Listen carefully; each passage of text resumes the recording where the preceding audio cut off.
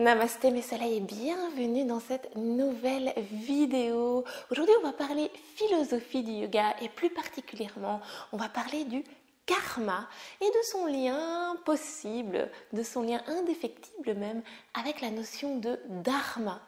On parle souvent du karma sans vraiment comprendre. Eh bien aujourd'hui je vous propose vraiment de différencier le karma du dharma. Qu'est-ce que c'est? Que c'est de drôle de bête. Et en même temps de voir quels sont les liens qui les unissent. On se retrouve tout de suite pour la vidéo.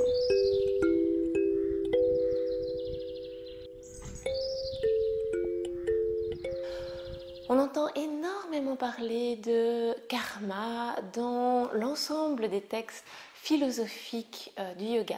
Déjà dans les Yoga Sutras de Patanjali, je vous en ai fait une petite vidéo si vous êtes intéressé. C'est quelque chose qui est abordé à plusieurs reprises. Mais également dans la Bhagavad Gita, on parle plus particulièrement dans ce livre-là de ce qu'on appelle le Karma Yoga.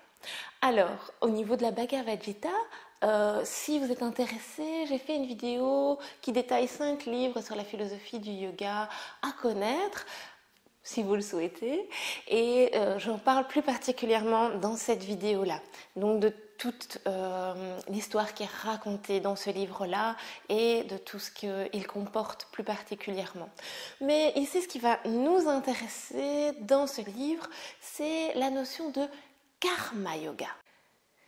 Parce que là où les Yoga Sutras de Patanjali, c'est un texte destiné plutôt à des étudiants en yoga qui auront envie véritablement de suivre la voie du yoga et de suivre toutes les étapes pour mener à l'état de Samadhi, la Bhagavad Gita, elle, s'adresse un petit peu au commun des mortels et à toutes ces personnes qui souhaitent vivre en respectant la loi cosmique. La Bhagavad Gita s'adresse aux personnes pour qui la pratique du yoga ne constitue pas le plan central de la vie et qui tout simplement vivent en société, qui travaillent, qui ont des enfants, qui ont une vie, tout simplement.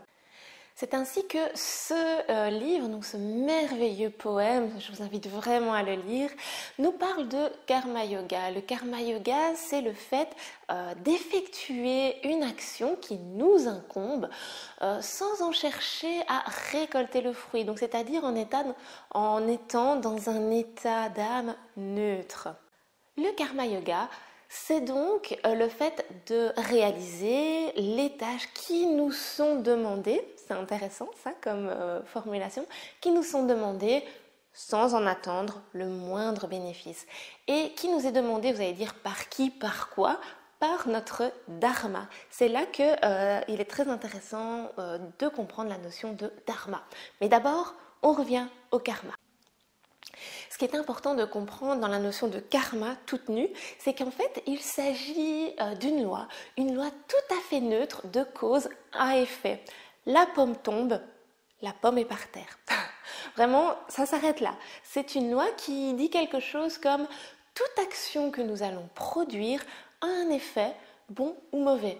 Mais ce n'est pas le karma qui dit si c'est bon ou mauvais, c'est l'action elle-même et ses effets.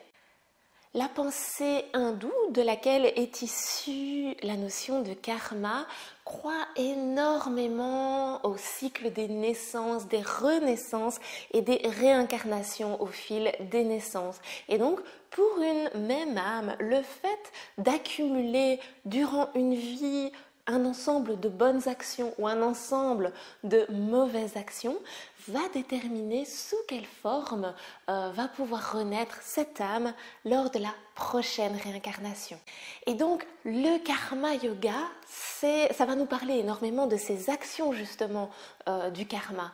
Et donc le karma yoga, c'est une façon de réaliser les actions qui sont justes et bonnes dans cette vie, dans ce qui nous est demandé en fonction de ce qui nous est demandé dans cette vie. Et donc, ce fameux Karma Yoga dans la Bhagavad Gita, c'est le fait de réaliser les actions justes et bonnes en fonction de ce qui nous est demandé. Ce sont des actions qui sont offertes à l'univers, à la loi cosmique.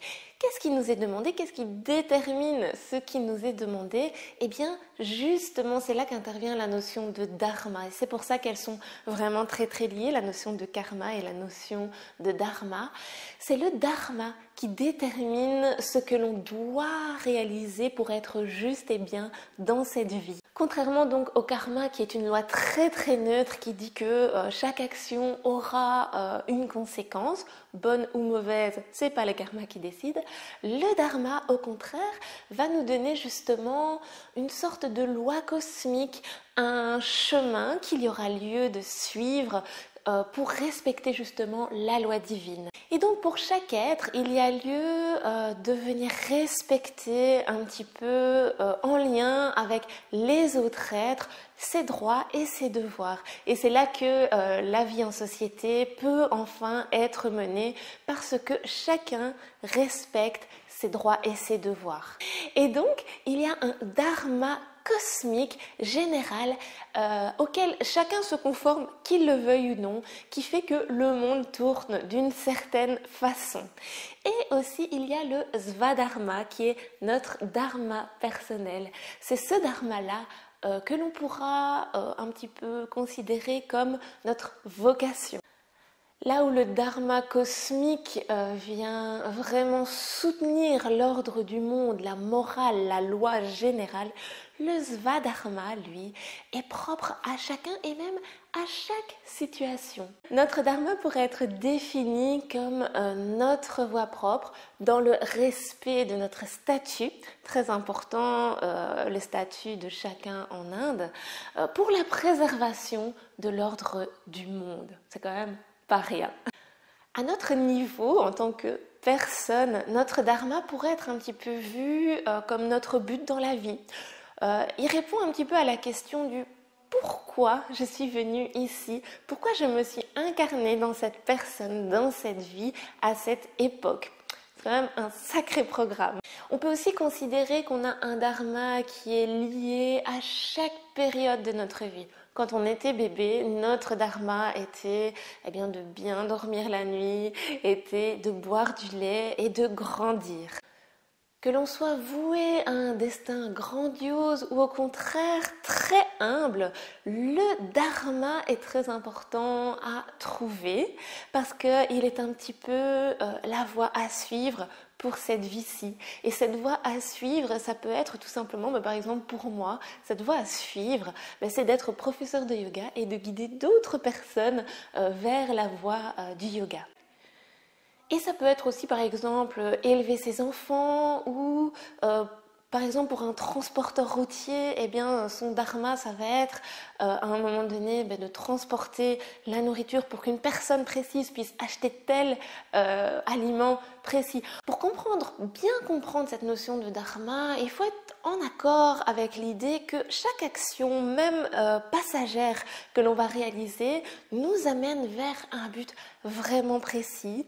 Un but cosmique que même si nous, on ne le comprend pas et qu'on ne le comprendra jamais, il existe, il est très important pour l'ordre du monde. Et ce qui lie un petit peu ces deux notions de karma et de dharma, comme je le disais, c'est le fait que chacune de nos actions va aller accumuler du karma et donc va nourrir le dharma général et notre propre dharma. Le fait de trouver notre propre dharma permet de réaliser chacune de nos actions en fonction de lui et de nous ouvrir un petit peu la voie vers une renaissance peut-être un petit peu plus appropriée ou en tout cas une renaissance qui sera différente pour faire évoluer notre âme dans le cycle des renaissances et pourquoi pas dans cette vie peut-être atteindre ce qu'on appelle le samadhi et sortir de ce cycle de renaissance qui est finalement,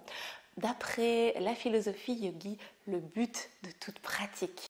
Voir en notre dharma une sorte de vocation, ça nous permet vraiment d'intérioriser le dharma qui a été prévu pour nous dans cette vie. Et le fait d'accumuler donc du karma, d'accumuler des actions dans un sens ou dans un autre, permettra de déterminer sous quelle forme on va renaître lors de la prochaine vie, et donc de déterminer aussi le dharma qui sera le nôtre dans cette prochaine vie. Voilà, j'ai essayé un petit peu d'être le plus clair possible dans cette vidéo. J'espère que vous avez bien saisi les différences et ce qui unit ces deux merveilleuses notions de karma et de dharma. N'hésitez surtout pas à me faire part de vos remarques, peut-être. N'ai-je pas interprété le dharma et le karma comme vous l'interprétez? J'ai hâte de vous écouter, de vous lire également en commentaire. On en parle en commentaire et n'hésitez pas à me mettre un petit pouce si cette vidéo vous a éclairé la lanterne sur le sujet. On se retrouve dès la semaine prochaine pour une nouvelle vidéo. Namasté.